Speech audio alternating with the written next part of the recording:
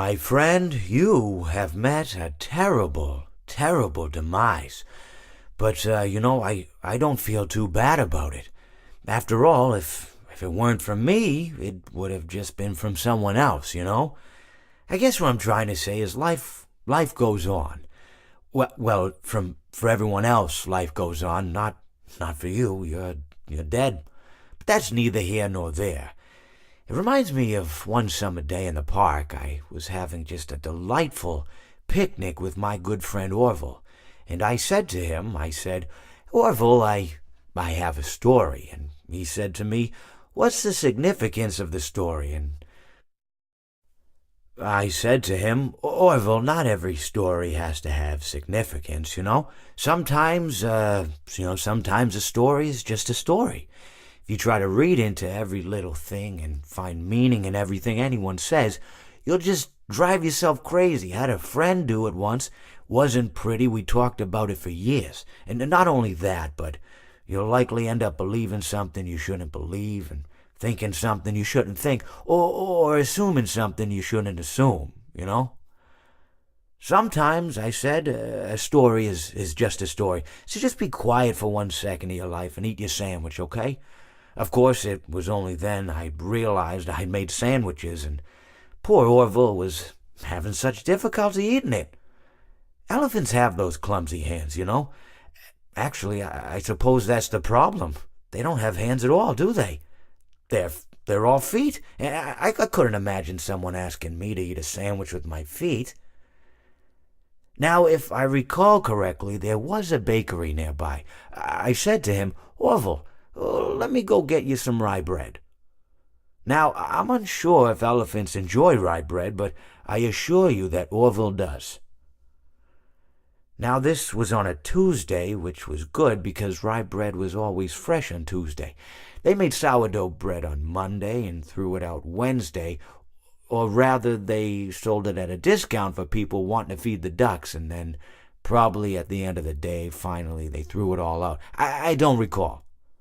I do remember a man who would bring his son to the bakery every Wednesday and then go feed the ducks. He would buy all of the sourdough bread. Of course, you're not supposed to feed the ducks sourdough bread at all.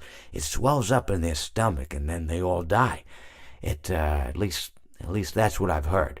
I never saw any ducks die myself, but I did notice a substantial decrease in the duck population over the course of a few years. I just never thought to stop the man and tell him that he was killing the ducks by feeding them sourdough bread. And if you want my opinion on the matter, and I told Orville this as well, if you want to feed ducks, or birds, or any kind for that matter, it's best to buy seed. I mean, when you think about it, breads of any sort don't occur in nature. They don't grow on trees or spring up from the bushes. I don't think birds know what to do with bread. What was I saying? Oh, yes. So I bought Orville some rye bread. What a fine day it was. It seems that you have met your end. What a pity. I don't feel too bad about it, though.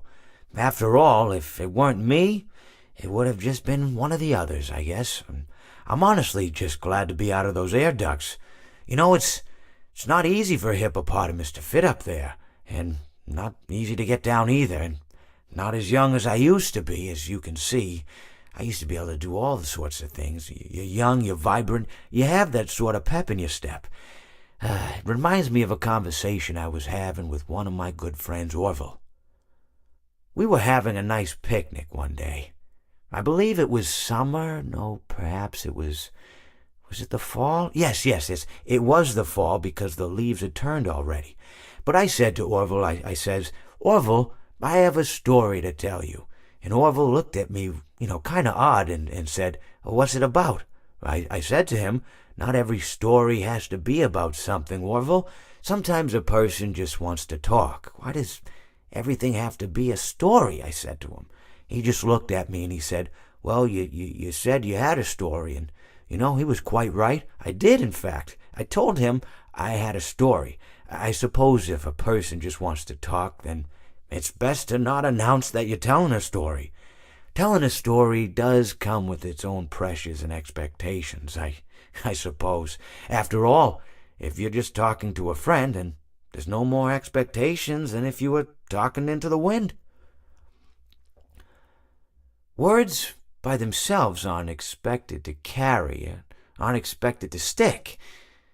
But if you announce you're telling a story, well then, there'd better be a point to it all, No one wants to sit and listen to someone ramble on and on and on with absolutely no end in sight.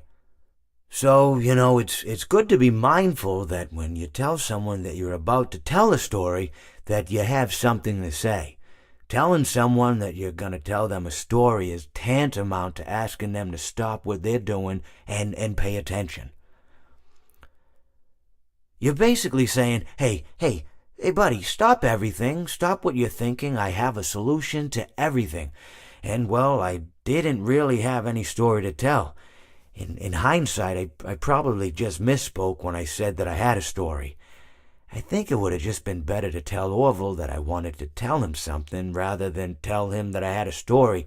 But even then, it might have put too much importance on the whole thing. Either way, it was quite a nice day. I remember that we were drinking tea. Well, it seems that your journey has ended. Very sorry about that. It was always going to end this way, of course. If it weren't by me, it would have just been by some other, terrible thing. Just, you could not imagine how terrible it would be. Just, I get scared thinking about it. I'm glad it's not me. It reminds me of a time I was speaking to my good friend Orville. We were sitting on a park bench watching the pigeons. I was on the left, he was on the... Oh, wait, was I on the right or left?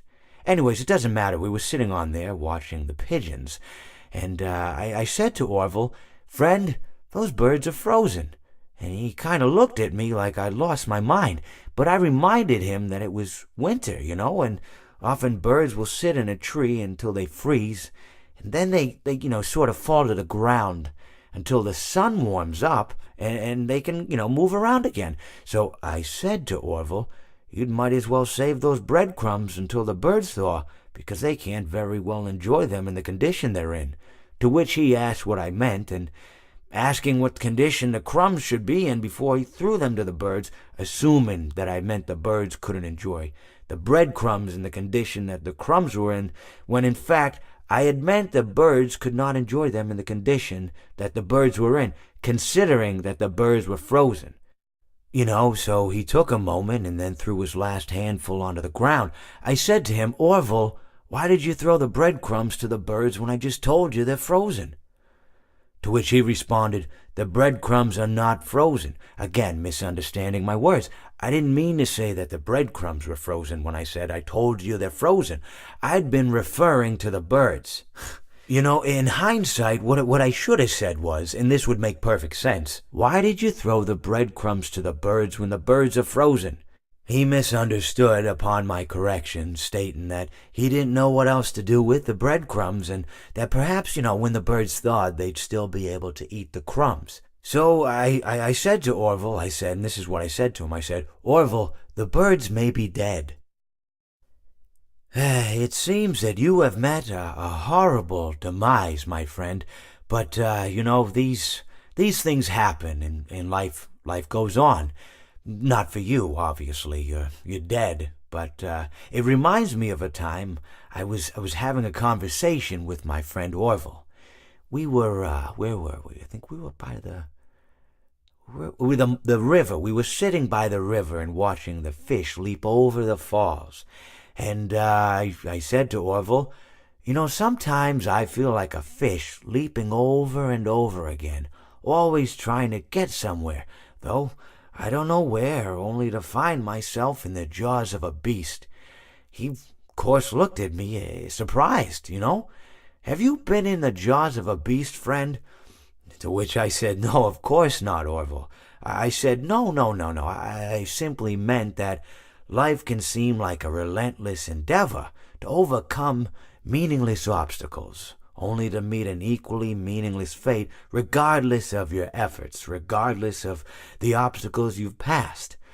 And Orville, he stood and proceeded to drape me with a picnic cloth, to which I asked him, I said, "Friend, what are you doing?" He looked at me very concerned, really. I feel like you've gotten too much sun. Indeed, indeed I had. He proceeded to pour me a glass of just ice-cold lemonade. Ooh, you ever mix it with iced tea? You do like a little half...